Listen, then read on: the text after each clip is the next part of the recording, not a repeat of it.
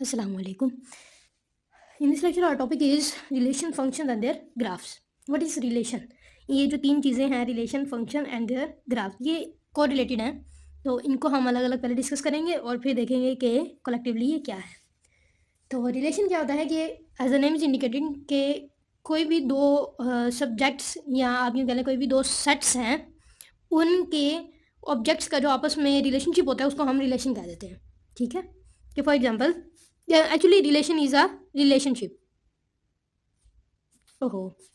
Relation is a relationship between two values, यूँ कह लें बिटवीन टू वैल्यूज या टू वेरिएबल्स और टू सेट्स, कुछ भी हो सकता है। ठीक है, relationship between two sets of values is called, या फिर between the values of two sets is called relation. Then what is a function? अच्छा, पहले इसकी एग्जांपल देख लेते हैं। फॉर एग्जांपल आपके पास एक सेट है 1 2 3, 1 2 एंड 3, और दूसरा सेट है ए बी एंड सी। अगर आप कहते हैं कि 1 ए के इक्वल है, 2 सी के इक्वल है और 3 बी के इक्वल है, तो ये आप रिलेशन बता रहे हो। ठीक है, ये आप रिलेशन बता रहे हो। और अगर मैं कहूँ कि और व्हाट इज फंक्शन, अगर मैं कहूँ कि कोई भी आपके पास वैल्यू दी है 3x, फंक्शन होता है जिसके अंदर एक वेरिएबल होता है, दिस इज x। तो फंक्शन ये है, इसको हम एफ ऑफ एक्स से रिप्रेजेंट करते हैं, एफ ऑफ एक्स। ठीक है, इसमें क्या है कि अगर 3x दिया हुआ है तो इसमें आप कोई इनपुट दोगे। What is input? वेरिएबल की जगह कोई वैल्यू दोगे। अगर आप 6 दोगे तो आंसर आ जाएगा 3 6 18, और अगर आप 7 दोगे तो 7 3 21, अगर आप 4 दोगे तो 4 3 12। मतलब आप कोई इनपुट दोगे जिसका कोई आउटपुट आएगा। This is output and these are are inputs, these are outputs and these are inputs. जब कोई भी आप इनपुट दो और फिर उसका कोई आउटपुट निकले, इसे हम कहते हैं फंक्शन।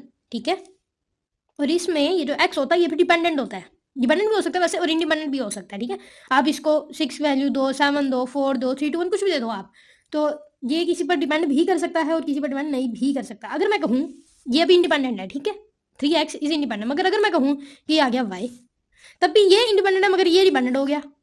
किस पर? इस पर, कि इसकी जो वैल्यू होगी, अगर इसकी वैल्यू है 6 तो y आएगा 18, अगर इसकी वैल्यू है 7 तो y आएगा 21। तो ये क्या हो गया अब? डिपेंडेंट, और ये क्या हो गया? इंडिपेंडेंट। x हो गया इंडिपेंडेंट। ठीक है, तो ये होता है फंक्शन, कि एक वैल्यू को चेंज करने से अगर आपकी दूसरी वैल्यू आउटपुट चेंज हो जाए तो दिस इज कॉल्ड फंक्शन। और फिर इसमें डिपेंडेंट और इंडिपेंडेंट वेरिएबल्स को हम देख लेते हैं।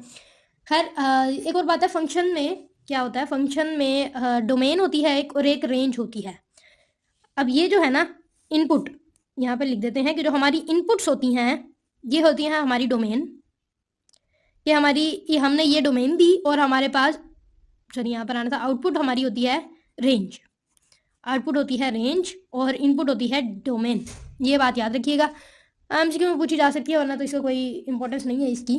ठीक है, आगे चलते हैं। फॉर एग्जांपल, अब आपको फंक्शन का कह दिया जाता है, अगर आपको दे दिया रहे क्वेश्चन के F F X is equal to 15 over X minus 7, इसको आप सॉल्व नहीं कर सकते जब तक कि आपके पास एक्स की वैल्यू ना हो। फिर आपके पास आ जाएगा कि एफ इंटू -2, तो मतलब ये एक्स की जगह लिखा है ना यहाँ पर, तो एक्स क्या है? -2। अब आप इसकी जगह पर -2 पुट करोगे तो क्या हो जाएगा? 15 ओवर -2 - 7 इज इक्वल टू -9। तो माइनस को यहाँ पर ऊपर साइड पर कॉमन लिख देते हैं और 15 ओवर 9। ठीक है, अगर इसी तरह मैं इसमें वैल्यू चेंज कर दूं, मैं कहूँ कि आएगा 3,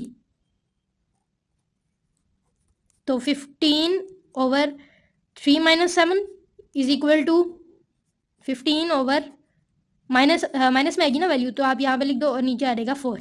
माइनस जो 4 के साथ आना था वो मैंने साइड पे लिख दिया। तो आप देखें कि वैल्यू चेंज होगी। ठीक है, जो एक्स के साथ रिलेटेड वैल्यू थी हमारे पास, वो डिनोमिनेटर था ना एक्स से रिलेटेड, तो वो चेंज हो गया। जब भी आप फंक्शन में वेरिएबल की वैल्यू चेंज करते हो तो आपका आंसर चेंज हो जाता है। इसी तरह एच ऑफ एक्स के फॉर्म में भी पूछा जा सकता है कि फॉर एग्जाम्पल है √x + 1 ओवर 6, तो अगर वो एच आपको दे दे 3, तो क्या मतलब एच ऑफ 3, तो एच ऑफ एक्स है ना, एक्स की वैल्यू क्या आ गई 3, तो आप यहाँ पे पुट करोगे 3 + 1 ओवर 6, 4 ओवर 6 √4 क्या होता है? √4 इज इक्वल टू 2/6। ठीक है, क्योंकि 2 का स्केयर होता है ना, तो 2/6 इज द आंसर। जिसको आप फर्दर सिंप्लीफाई करो तो 1 और ये 3, 1/3 इज द आंसर। ठीक है। तो समझाने का मकसद ये था कि फंक्शन में जब आप वेरिएबल की वैल्यू चेंज करते हो तो आपके पास आंसर भी चेंज हो जाता है, जो भी आपके पास आगे फंक्शन दिया हो उसका।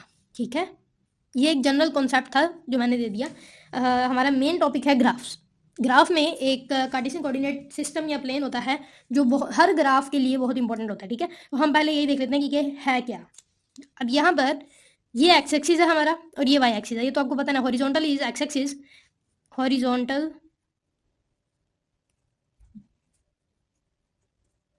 Is X axis and vertical is Y axis. ठीक है, तो दिस इज एक्स।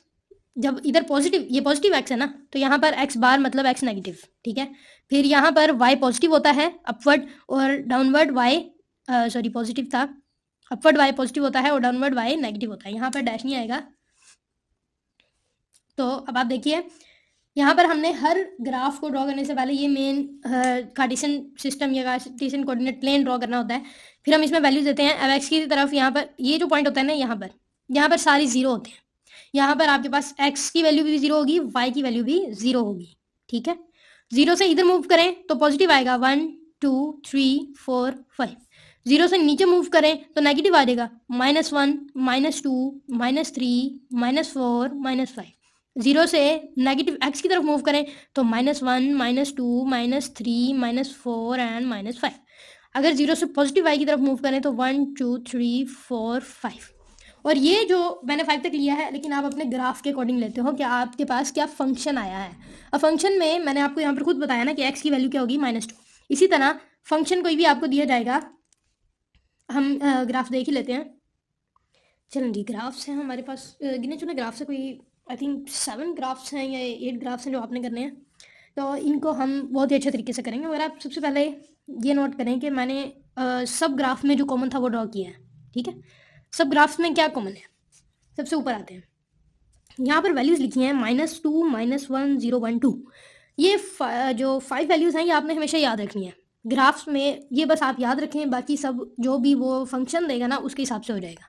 आपने सिर्फ ये याद रखना है -2 -1 0 1 2। हम ये 5 वैल्यूज़ खुद एज्यूम करते हैं, वो नहीं हमें बताता, हमने खुद एज्यूम करके ग्राफ ड्रॉ करना होता है। ठीक है, अब वो हमें एक्स की वैल्यू नहीं बताएगा। ठीक है, ये हमने खुद एज्यूम करनी है, हमें पता होनी चाहिए कि हमने 2 माइनस की लेनी है, 2 पॉजिटिव की लेनी है और 1 जीरो ले लेना है। और इसके अलावा वो पूछेगा क्या, या तो ये पूछेगा कि y बताओ क्या आएगा, साथ वो आपको फंक्शन बता देगा। क्योंकि इक्वेशन लिखी यूँ आती है कि y is equal to F of X function is equal to, अगर एक्स स्क्वायर है तो मतलब ये क्वाड्रेटिक हो गया, ये हो गया आपका क्वाड्रेटिक ग्राफ। अगर क्योंकि स्क्वायर को ना हम क्वाड्रेटिक बोलते हैं, तो ये हो गया। अगर इस तरह आ गया तो आप क्वाड्रेटिक ग्राफ बना दोगे। तो आपके पास सिर्फ ये लिखा आएगा, आपको वो ये भी नहीं मेंशन करके देगा, ना ही कुछ और ये भी नहीं बना के देगा। सिर्फ ये लिखा आएगा और कहा जाएगा कि ग्राफ ड्रॉ करें, तो आपने खुद करना है ये सब कुछ। ठीक है, जो भी हम करेंगे। अगर ये कांस्टेंट है तो हम पहले हर एक का फंक्शन देखेंगे जो आपको क्वेश्चन में आ सकता है।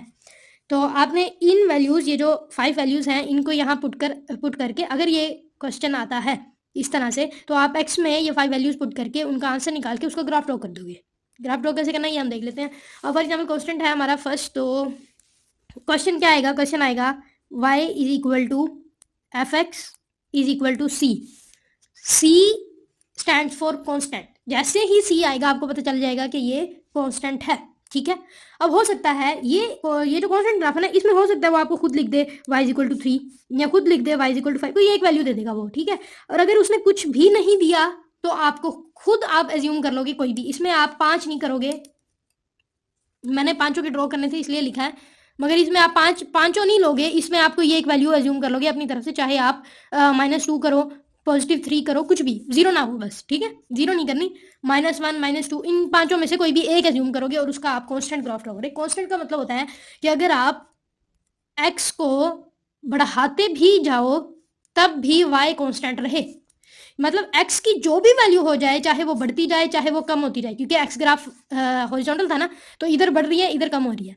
ठीक है, इस तरफ कम हो रही है इस तरफ बढ़ रही है। यहाँ पर लिख देते हैं 1 2 3 4 5, ये बढ़ रही है, और -1 -2 -3 -4 एंड -5 ये कम हो रही है। ठीक है, अच्छा ये वैल्यूज आप खुद ही याद रखिएगा, मैंने सिर्फ लाइन्स लगाई है, मैं नेक्स्ट ग्राफ्स में ये नहीं लिखूंगी।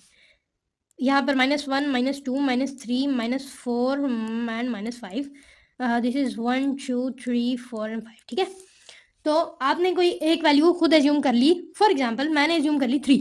उसने नहीं दी मुझे, उसने सिर्फ ये लिख कर दे दिया और कहा कि ग्राफ ड्रॉ करो, तो मैंने खुद अज्यूम कर ली कि y इज इक्वल टू 3। मैं यहाँ पर लिख दूंगी नीचे कि let y is equal to comma let y is equal to 3। ठीक है, अब y is equal to 3 constant graph कैसे ड्रॉ होता है कि आपने हॉरिजॉन्टल लाइन के पैरेलल ड्रॉ करना होता है, मतलब एक्स एक्सिस के पैरेलल ड्रॉ करना है आपने। y इज इक्वल टू 3 का है ना मैंने, y इज इक्वल टू 3 यहाँ बनता है। ठीक है, तो यहाँ से इधर भी खींच दो और इधर भी खींच दो। This is what, this is constant graph for y is equal to 3। मतलब ये है कि आपका आंसर y का 3 ही रह रहा है, चाहे आप यहाँ से 1 पे आ जाओ, यहाँ से 2 पे आ जाओ, यहाँ से 3 पे आ जाओ, आंसर यहाँ पे आपका पॉजिटिव 3 ही आ रहा है, y इज इक्वल टू 3।